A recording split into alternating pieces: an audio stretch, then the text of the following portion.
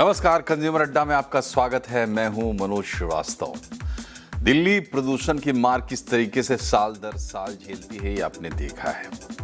और सरकार केंद्र से लेकर राज्यों तक प्रदूषण मुक्ति के लिए क्लीन फ्यूल की तरफ बढ़ रही है और इसमें ईवीज को एक बड़ा ड्राइवर मान रही है। तो इसमें दिल्ली सरकार ने अपनी ईवी पॉलिसी 2.0 का ऐलान जारी किया है। अभी ड्राफ्ट जारी हुआ है जिसमें 2030 तक के लिए इलेक्ट्रिक व्हीकल का रोड मैप दिल्ली सरकार ने दिया है।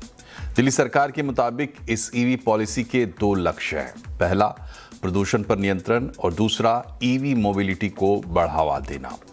दिल्ली सरकार ने संविधान के आर्टिकल 21 पर यानी जीवन के अधिकार का हवाला दिया है। इसमें इलेक्ट्रिक 2 व्हीलर से लेकर गुड्स कैरियर तक यानी बड़े जो बस ट्रक होते हैं वहां तक इंसेंटिव का ऐलान किया गया है। लेकिन इंसेंटिव वगैरह तो पहले भी था। पॉलिसी में नई बात क्या है? नई बात यह है कि अब ईवी एडॉप्शन को एक टाइमलाइन के साथ जोड़ दिया गया है।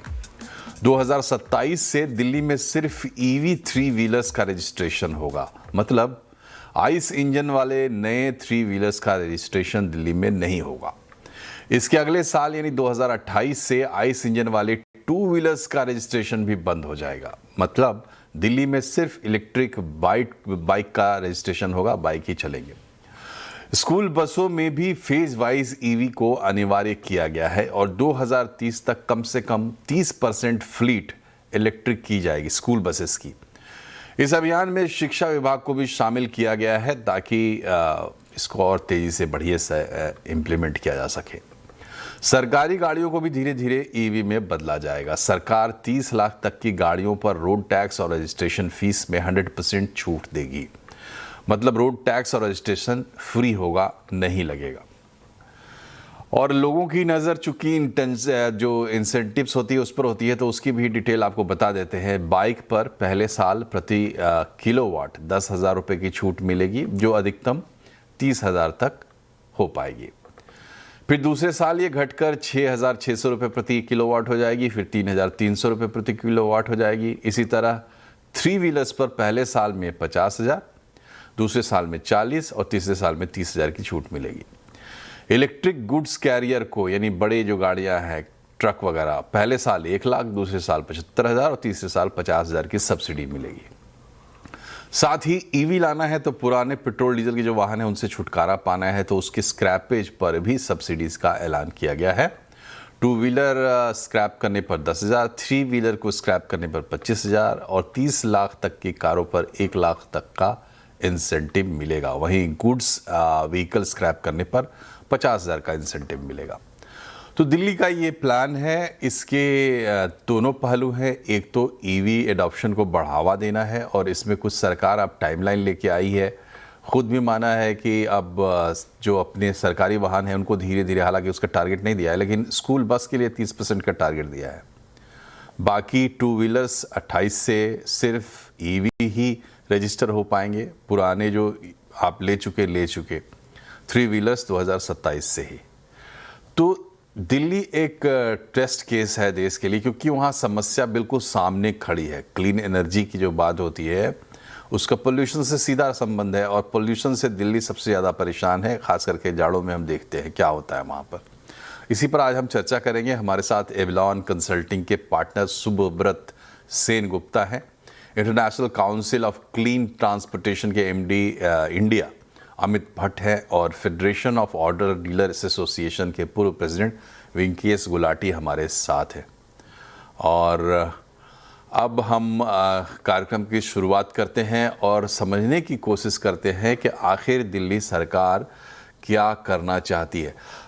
और शुरुआत हम करते हैं अमित जी से। ये बताइए कि जो गोल्स हैं ईवी के एडॉप्शन के या क्लीन एनर्जी के, उसकी तरफ दिल्ली कितनी गंभीर, दिल्ली की सरकार आपको लगती है? इस पॉलिसी में क्या नया आपको लगा?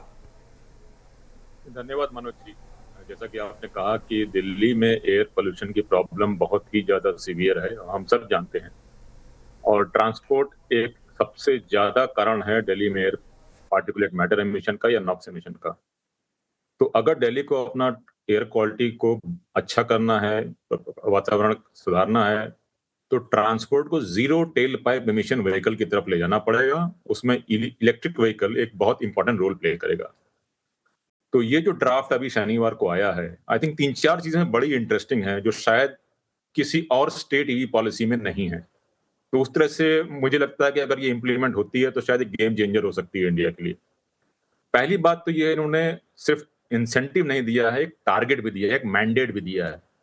चाहे वो 3 व्हीलर के लिए हो, चाहे वो 2 व्हीलर के लिए हो, चाहे स्कूल बसेस के लिए हो। और हमने देखा है इलेक्ट्रिफिकेशन जिन जिन कंट्रीज में या रीजन में तेजी से बढ़ा है, वहां पे मैंडेट की वजह से बढ़ा है। तो एक ही अच्छी बात है। दूसरी अच्छी बात है, इन्होंने ट्रक्स को भी इंक्लूड किया है, और एक ट्रक्स हमारे एक इंपॉर्टेंट रोल प्ले करते हैं एमिशन में, तो ट्रक्स का इलेक्ट्रिफिकेशन एक बड़ी अच्छी चीज है। और तीसरी बड़ी बात यह है कि इन्होंने कंटिन्यूटी रखी है 2 व्हीलर्स के लिए भी और स्क्रैपिंग के लिए भी, जिससे हमारा एक पुराने व्हीकल का सिस्टम से बाहर जाना होगा और नए व्हीकल होपफुली इलेक्ट्रिक आना होगा। सो ये 3-4 बड़ी चीजें हैं, बट सबसे बड़ी बात यह है कि इंसेंटिव के बियॉन्ड गए हैं और मैंडेट्स की बात की है। इंसेंटिव्स के बियॉन्ड गए हैं और मैंडेट की बात की है। ओवरऑल देश में आप जिस तरीके की पॉलिसी या जिस तरीके का अप्रोच देख रहे हैं ईवी एडॉप्शन के प्रति, उसमें ये पॉलिसी कहाँ खड़ी नज़र आती है आपको? और आपको क्या लगता है कि ये एक एग्जाम्पल बनेगा, कम से कम अगर आइडियल ना भी माने, एग्जाम्पल बनेगा दूसरे स्टेट्स के लिए भी? बिल्कुल मनोज जी। तो अगर आप देखें कि इलेक्ट्रिक व्हीकल की सबसे बड़ी प्रॉब्लम यह है कि उसके बेनिफिट तो बहुत हैं, चाहे बेहतर हवा हो या क्लाइमेट चेंज हो, बट लोग इलेक्ट्रिक व्हीकल इन सब कारणों की वजह से नहीं लेते हैं। या तो लोग लेते हैं नई टेक्नोलॉजी की वजह से, या कुछ लोगों का चलन काफी ज्यादा होता है तो इलेक्ट्रिक व्हीकल उनके लिए चीप होते हैं। बट अगर इलेक्ट्रिक व्हीकल पर्यावरण और हमारे स्वास्थ्य के लिए बढ़िया है, तो उसको कैसे बढ़ावा दिया जाए? उसको तभी बढ़ावा मिल सकता है कि जब हम इलेक्ट्रिक व्हीकल के लिए एक क्लियर कट डिमांड क्रिएट करें। तो अगर एक डिमांड होगी तो डिमांड की वजह से कंपटीशन होगा, और जब कंपटीशन होगा तो प्राइसेस कम होंगी। तो ये जो मैंडेट की बात की गई है, ये एक्चुअली डिमांड क्रिएट करेगा। अगर एक मैन्युफैक्चरर इलेक्ट्रिक व्हीकल नहीं सप्लाई कर पाएगा, दूसरा उसको करेगा, तो कंपटीशन बढ़ेगा, और कंपटीशन से प्राइस कम होंगे और इनके अपटेक बढ़ेगा। तो ये एक बड़ा अच्छा उदाहरण है। और आप जैसा कि देखते हैं कि अच्छा या बुरा जो भी दिल्ली करता है, पूरी एटलीस्ट देश उसको फॉलो करता है। तो एक बार ये मैंडेट इंप्लीमेंट होता है तो एटलीस्ट वो शहर जहां पे वायु प्रदूषण की बड़ी समस्या है, वो भी इसको अपनाएंगे, और इसका इलेक्ट्रिफिकेशन का विस्तार देश भर में होगा। तो उसके लिए मुझे लगता है एक ये बड़ा अच्छा कदम दिल्ली सरकार ने उठाया है। चलिए ठीक है, आपने चूंकि उस लिहाज से बातचीत की, तो जैसे एक डिमांड साइड है, आप मान रहे हैं कि डिमांड साइड में इससे पुश मिलेगा, दूसरी सप्लाई साइड है, और इन दोनों के बीच में आप कहें तो एक एडॉप्शन का बहुत बड़ा इशू ये है कि चार्जिंग इंफ्रास्ट्रक्चर वगैरह की भी बातचीत हमें करनी चाहिए। हमारे साथ सुब्रत सेन गुप्ता भी जुड़ गए हैं। सुब्रत जी, ये बताइए कि जो दिल्ली की पॉलिसी आई है, इसमें क्या कुछ खास बात आपको दिख रही है? आई थिंक 2-3 चीजें हैं। एक जो अभी जी ने बात की कि ये ऐसे प्रोग्रेसिव पॉलिसी है कि डिमांड क्रिएशन के लिए है, लेकिन जो आप स्पेसिफिकली बात कर रहे हैं चार्जिंग इंफ्रास्ट्रक्चर में, उसमें मेरा थोड़ा ये मानना है कि ये बोलता है कि एक ऑर्गेनाइजेशन क्रिएट किया जाएगा चार्जिंग इंफ्रास्ट्रक्चर के लिए, लेकिन डिटेल बहुत ज्यादा नहीं है उसमें। तो हमारा मतलब पहले बहुत सारे एक्सपीरियंस ऐसे रहे हैं कि जहाँ पे पॉलिसी में डिटेलिंग नहीं रहता है, वहाँ पे इम्प्लीमेंटेशन में गैप रह जाता है। तो ये गवर्नमेंट को इंश्योर करना पड़ेगा कि ऐसा गैप ना रहे, और चार्जिंग स्टेशन के बाहर पहले सीएनजी इम्प्लीमेंटेशन के बाद जैसे सीएनजी स्टेशन के बाहर लाइन लगती थी, वैसे लाइन न लगे। वो एक इम्पोर्टेंट चीज है, और वो ईवी इम्प्लीमेंटेशन में के लिए बहुत ही इम्पोर्टेंट क्राइटेरिया रहेगा। जी, तो ये एक बार फिर से अमित जी से बात करते हैं। अमित जी, ये बताइए कि डिमांड और सप्लाई, मतलब जैसे स्टेट गवर्नमेंट्स तो डिमांड क्रिएट करने में ही हेल्प कर सकती हैं, दूसरा चार्जिंग इंफ्रास्ट्रक्चर में किसका रोल बड़ा होगा, कैसे होगा, ये एक बड़ा सवाल है जिसका जवाब कहाँ से मिलेगा, कैसे मिलेगा, ये देखना होगा।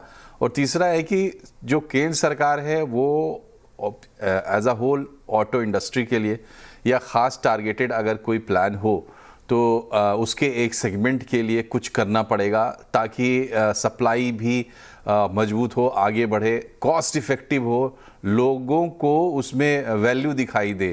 तो आपको क्या लगता है गैप्स और कहाँ कहाँ फिल करने की ज़रूरत है ताकि इसको और जल्दी आगे बढ़ाया जा सके? नहीं, बिल्कुल अच्छी बात है। सुब्रत जी ने कहा चार्जिंग एक इम्पॉर्टेंट रोल है।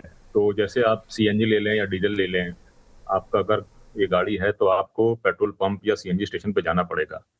लेकिन इलेक्ट्रिक व्हीकल के लिए जरूरी नहीं है कि आपको इलेक्ट्रिक पब्लिक चार्जिंग में जाना पड़ेगा। इनफैक्ट मैं खुद इलेक्ट्रिक व्हीकल यूज करता हूँ, पिछले 4 साल से 1 लाख से ज्यादा किलोमीटर गाड़ी चली है और हार्डली मैं 15 से 20 बार पब्लिक चार्जिंग पे गया हूँ, क्योंकि मोस्ट ऑफ द चार्जिंग आपके घर पे होती है और वहीं पे सबसे बड़ी प्रॉब्लम होती है। स्पेशली जो ग्रुप हाउसिंग सोसाइटी में लोग रह रहे हैं, उनको अपने आरडब्ल्यूए से परमिशन लेना, अपने पार्किंग में चार्जिंग सेटअप करना एक बहुत बड़ा काम है।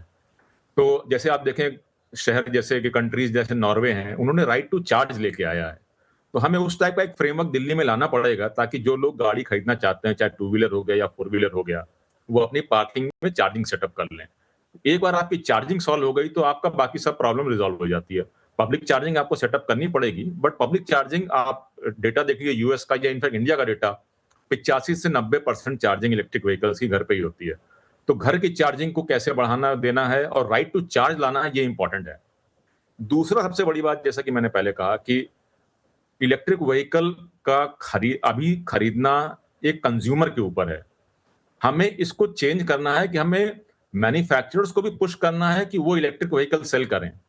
तो उसमें ये मैंडेट बड़ा इंपॉर्टेंट रोल प्ले करेगा और उसमें आप देखेंगे मैन्युफैक्चरर चार्जिंग की प्रॉब्लम भी सॉल्व करेंगे, पब्लिसिटी भी करेंगे, उसके फायदे गिनाएंगे और अपटेक बढ़ेगा। तो ये एक बड़ा अच्छा प्रोविजन है। राइट टू चार्ज उसके साथ ऐड कर दें तो पूरी सर्किल कंप्लीट हो जाता है। और ये पूरा सेक्टर जो है वो इवोल्यूशन के दौर में है, लेकिन अगर आप पब्लिक के पॉइंट ऑफ व्यू से देखेंगे तो मामला इवोल्यूशन से ज़्यादा एडॉप्शन का लगता है कि कोई चीज़ आई है उसको अपनाना है। सुब्रत जी, ये बताइए कि जिस तरीके से एक पूरा होल इकोसिस्टम क्रिएट करने की बात होती है, तैयार करने की बात होती है, मास लेवल पे लोग इसको अपनाएं, ये पॉलिसी के पुश से ही होगा या वो कौन सी चीज़ है जो इसको बहुत आगे बढ़ा सकती है? क्योंकि पहले तो हमारे पास ऑप्शंस ही नहीं होते थे, सिर्फ बात होती थी इलेक्ट्रिक मोबिलिटी की। कोविड पीरियड में इस पे थोड़े ज़्यादा बातचीत शुरू हुई तो फिर हमारे पास ऑप्शंस नहीं थे। आज भी हम देखते हैं कि जो आइस इंजन है उसके सामने अगर आप इलेक्ट्रिक को रख के देखेंगे तो अभी बहुत बड़ा गैप है दोनों के बीच में, जो नई गाड़ियां बिक रही हैं उसमें भी। तो इसमें एक, जबकि हम अपने लक्ष्यों से बहुत पीछे हैं, हमने कार्बन भी, जीरो कार्बन भी अपना 2070 कर दिया बढ़ा के। तो जरूरत, कमी कहाँ है, प्रॉब्लम क्या है हमारे जैसे इतने बड़े देश में जिसको एड्रेस करना चाहिए? देखिए, लोगों के कॉन्फिडेंस तभी बढ़ते हैं जब लोग व्हीकल को रास्ते में देखते हैं, वो चढ़ते हैं, अपने फैमिली दोस्तों से बात करते हैं और फिर वो नया टेक्नोलॉजी में ऐसे ही लोग इंट्रोड्यूस होते हैं, राइट? तो वो तो होने ही वाला है, लेकिन चार्जिंग मेरे ख्याल से फिर भी बहुत इम्पोर्टेंट है, बिकॉज वो बहुत जो माइंडसेट अगर हम देखें, क्यों लोग ईवी नहीं खरीद रहे हैं, क्या इशू है लोगों के मन में, उनमें से चार्जिंग एक बहुत बड़ा इशू है। जैसे अमित जी ने बोला कि ज्यादातर गाड़ी घर पे ही चार्ज होते हैं, लेकिन ये एक चीज आपको याद रखना पड़ेगा, ये दिल्ली का जो पॉलिसी है उसका फोकस पब्लिक व्हीकल्स में है, जैसे 3 व्हीलर्स, एलसीवीज और इवन 2 व्हीलर्स जो कमर्शियली यूज होते हैं, इन सब के लिए पॉलिसी फोकस्ड है। तो उसमें इशू ये है कि जब पब्लिक चार्जिंग ना हो तो थोड़ा प्रॉब्लम हो जाता है। तो मतलब हम आपके घर में हम चार्ज कर सकते हैं, लेकिन अगर आप एक 3 व्हीलर देखें तो उसको घर पे चार्ज करना उतना आसान नहीं होता है। इशू रिजॉल्व करना पड़ेगा। देखिए, ऐसा नहीं होता है कि आप चुटकी में कुछ एडॉप्शन 80% हो जाए। एडॉप्शन धीरे-धीरे ग्रो कर रहा है। ईवी एडॉप्शन आइस के से ज़्यादा ग्रो कर रहा है। अभी आप पिछले साल देखें तो थ्री व्हीलर्स में ज़्यादा ईवी बिके आइस के हिसाब से। तो धीरे-धीरे ये बढ़ेगा। मेरे ख्याल से टू व्हीलर में भी वो चेंज बहुत जल्दी आने वाला है। फोर व्हीलर में शायद थोड़ा और टाइम लगेगा। पर ठीक है, वो एक एडॉप्शन कर्व है, उसको गवर्नमेंट थोड़ा एक्सेलरेट करने की कोशिश कर रहा है, लेकिन ऑब्वियसली नया टेक्नोलॉजी के बारे में लोगों में थोड़ा रेजिस्टेंस तो रहेगा ही। वो धीरे-धीरे ओवरकम होगा। ठीक है। अमित जी, ये बताइए, दिल्ली के बारे में जब हम बात करते हैं तो एक बात ये भी दिमाग में आती है कि दिल्ली चूंकि एक बहुत पेरेनियल प्रॉब्लम में है पोल्यूशन को लेके, तो दिल्ली का क्या जाता है अगर वो बहुत पुश करके और वहाँ ईवीज़ को लेके आते हैं, और तो वो क्या कर रहे हैं बेसिकली कि जो दिल्ली का पोल्यूशन है उसको कहीं और शिफ्ट कर रहे हैं, क्योंकि जो इलेक्ट्रिसिटी तैयार हो रही है वो तो अभी उसी तरीके से हो रही है। तो जो अंतिम लक्ष्य है हमारा क्लीन फ्यूल की तरफ जाने का, उसमें दिल्ली को बहुत ज़्यादा कंट्रीब्यूट करना नहीं है। वो तो बाद की चीज़ होगी। तो कहने का मतलब है कि इस हिसाब से दिल्ली हमें लगता है कि एक बेस्ट केस हो सकता है एडॉप्शन के लिहाज से। चलिए, क्लीन एनर्जी की बात हम अलग से कर लेंगे। उस लिहाज से ज़रूरत है दिल्ली की, और परिस्थिति ऐसी है, उस हिसाब से ये पॉलिसी आपको अग्रेसिव लगती है या लगता है कि नहीं ठीक है, करना है तो कर रहे हैं? बहुत ज़्यादा इसमें पॉजिटिविटी भी दिखाई नहीं देती है कि बहुत ज़्यादा उसमें उत्साह हो। क्यों मैं ऐसा बोल रहा हूँ? सरकार ने अपने सरकारी गाड़ियों के लिए कोई मैंडेट नहीं दिया, जबकि आपने टू व्हीलर्स थ्री व्हीलर्स के दिए। कार के लिए आपने कोई मैंडेट्स नहीं दिए। बहुत सारे ऐसे पॉइंट्स हैं जो ऑल आउट नहीं लगता है कि कोई अप्रोच है, हिचक है गवर्नमेंट के लेवल पे भी। नहीं, बिल्कुल सही कहा आपने मनोज जी। आई थिंक दो तीन चीजें हमें समझनी पड़ेगी। एक तो देखिए, भारत सरकार रिन्यूएबल एनर्जी बढ़ाने की पूरी कोशिश कर रही है, और अभी वेस्ट एशिया क्राइसिस के बाद मुझे लगता है और एफर्ट आएगा रिन्यूएबल एनर्जी का। तो जैसे जैसे हमारी इलेक्ट्रिसिटी ग्रिड क्लीन होती जाएगी, ये व्हीकल और क्लीन होते जाएंगे। तो एक ये बात है। दूसरी बात ये, अगर आपको याद हो, आज से 10-15 साल पहले हर छोटे आप किसी मार्केट में जाए, वहां जनरेटर लगे होते थे, क्योंकि इलेक्ट्रिसिटी की कन्वीनियंस नहीं थी। आज वो सारे जनरेटर गायब हो गए हैं। दिल्ली एनसीआर में तो नहीं दिखते, इसलिए क्योंकि एयर पॉल्यूशन एक मेजर प्रॉब्लम था उनका। दिल्ली में वो जनरेटर चले गए हैं, लेकिन अब वो मोबाइल जनरेटर हैं जो हमारे इंटरनल कंबस्शन इंजन व्हीकल हैं। इनफैक्ट मनोज जी, हमने 2024 में एक स्टडी की थी ये समझने के लिए कि ये मोटर व्हीकल से रियल वर्ल्ड में क्या इमिशन होता है। लैब में तो हम टेस्ट करते हैं, लेकिन जब ये व्हीकल चलते हैं तब क्या उनसे निकलता है धुआं। तो आपको जान के आश्चर्य होगा कि बहुत सारे केस में जो रियल वर्ल्ड एमिशन था वो 20 से 25 गुना ज्यादा था जो उनकी लैब लिमिट्स है।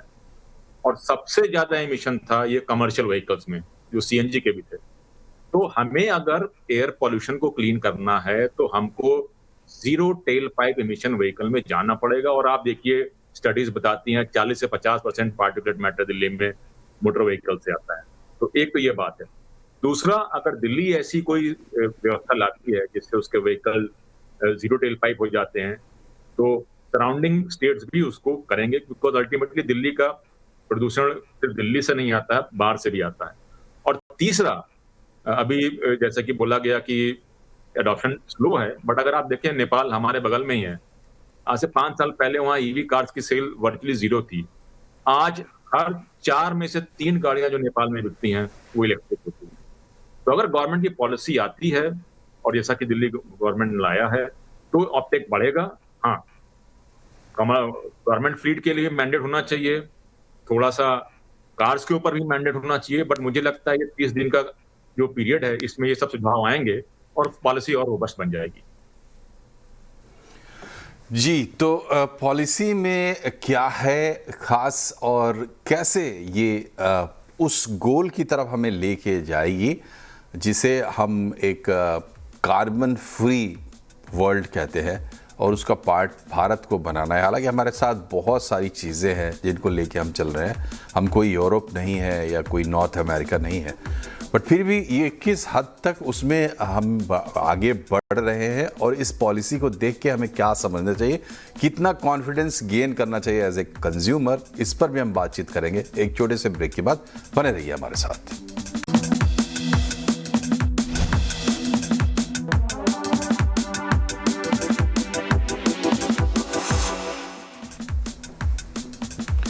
ब्रेक के बाद एक बार फिर से आपका स्वागत है कंज्यूमर अड्डा में। आज हम बात कर रहे हैं दिल्ली में जो ईवी पॉलिसी आई है, नई ईवी पॉलिसी। हालांकि अभी वो ड्राफ्ट है, लेकिन मानना चाहिए कि वो लागू भी होगी। तो उसमें जो चीज़ें हैं उससे एज ए कंज्यूमर हमें कितना कॉन्फिडेंस मिलता है इस देश के नागरिक होने के नाते, क्योंकि दिल्ली हमारे लिए ना सिर्फ देश की राजधानी है बल्कि प्रॉब्लम के लिहाज से भी एक एपिटोम है, आप कह सकते हैं। वहाँ से बहुत कुछ ड्रॉ किया जा सकता है। तो सुब्रत, ये बताइए कि ये जो अभी देश में माहौल है, आप उसमें सिर्फ सरकार की पॉलिसी की बात हम नहीं कर रहे हैं। सरकार की पॉलिसीज़ है, काफ़ी दिन से हम देख रहे हैं सेंट्रल गवर्नमेंट भी अपनी तरीके से सब्सिडाइज करती है, पुश कर रहे हैं ईवी खरीदने के लिए, और अब मार्केट में बहुत सारे ऑप्शंस भी हैं। तो एक कंज्यूमर के लिहाज से अगर आप सोचते हैं, जो इस देश में हम देखते रहे, चाहे टू व्हीलर्स हो, फोर व्हीलर्स हो, जब भी मोबिलिटी की बात आती है वो एक एस्पिरेशनल प्रोडक्ट भी रहा है, ज़रूरत भी है लोगों की। तो इस तमाम सिचुएशन में इस वक्त हम कहाँ खड़े हैं और एज ए कंज्यूमर मुझे कितना कॉन्फिडेंस मिलना चाहिए? तो अभी ईवी तो धीरे धीरे प्रोडक्ट मैच्योर हो रहा है। तो अभी आप अगर देखें तो टू व्हीलर में वीडा, टीवीएस, बजाज सबका प्रोडक्ट है, एथर भी है। ओला लेके थोड़ा बहुत कंज्यूमर का इश्यूज रहे हैं, और बाकी लोगों को लेके तो मार्केट थोड़ा कंसोलिडेट हो रहा है। कन्वेंशनल ओईएम्स जो थे उनके प्रोडक्ट्स आए हैं जो कि मार्केट में काफी एक्सेप्टेड हो चुके हैं। अभी आप ईवी मार्केट शेयर भी देखे तो उन्हीं के साथ कंसोलिडेट हो रहा है। तो इस हिसाब से अभी मेरे को मानना है कि टू व्हीलर में बहुत ज्यादा इश्यूज नहीं है। चार्जिंग का भी इश्यूज नहीं है, जो अमित जी बोल रहे थे कि घर पे चार्जिंग इजी है टू व्हीलर में। बट फोर व्हीलर में अभी भी मेरे हिसाब से प्रोडक्ट रेंज तो बढ़ रहा है, लेकिन थोड़ा बहुत इश्यूज अभी भी है। रेंज एंजाइटी लोगों में है, और एडॉप्शन हमें अभी तक ज्यादातर टैक्सी सेगमेंट में देखने को मिले हैं, और थोड़ा ही पर्सनल सेगमेंट में थोड़े ही पेनिट्रेशन हो चुके हैं। जो एक सेगमेंट का हम बात नहीं करते हैं वो है थ्री व्हीलर्स, और थ्री व्हीलर्स में आप L3, L5 मिला के देखें तो 50% से ज्यादा अभी इलेक्ट्रिक हो चुका है। और मेरे ख्याल से ये जो कमर्शियल व्हीकल्स है, LCVs भी है जो बात कर रहे हैं अभी, मतलब दिल्ली पॉलिसी भी स्पेसिफिकली उसको टारगेट कर रहे हैं। मेरे ख्याल से वहां पे कन्वर्शन जल्दी होगा, बिकॉज जब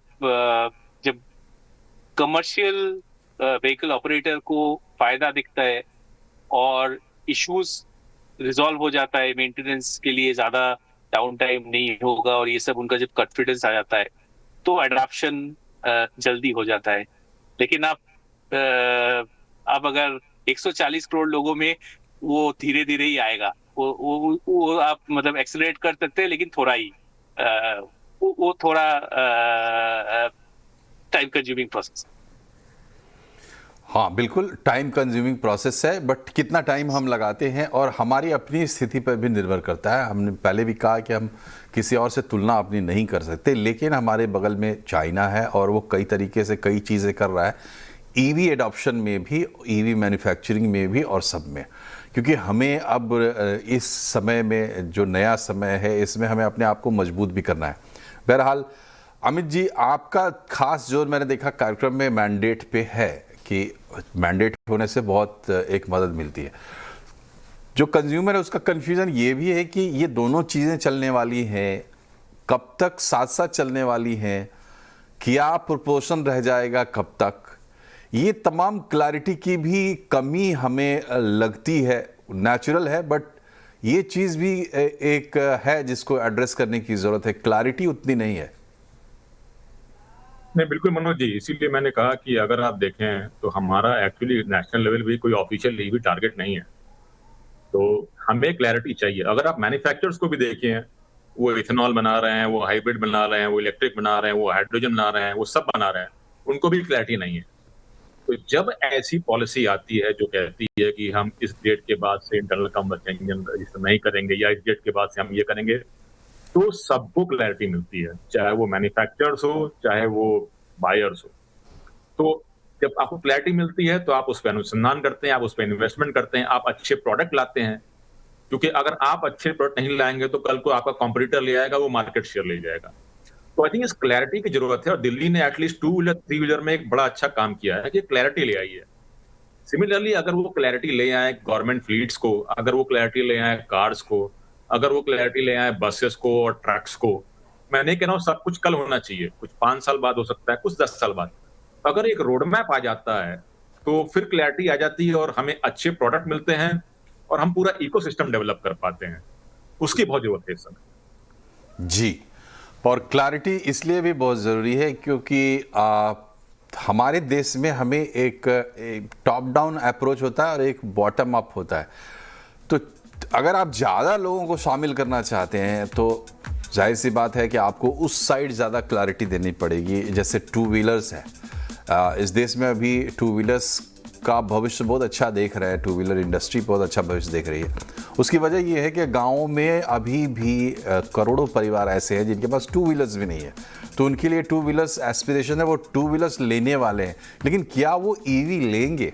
अगर हम भविष्य के लिए हमारी ज़रूरत ये है कि वो ईवी लें, तो हम उसके लिए क्या कर रहे हैं?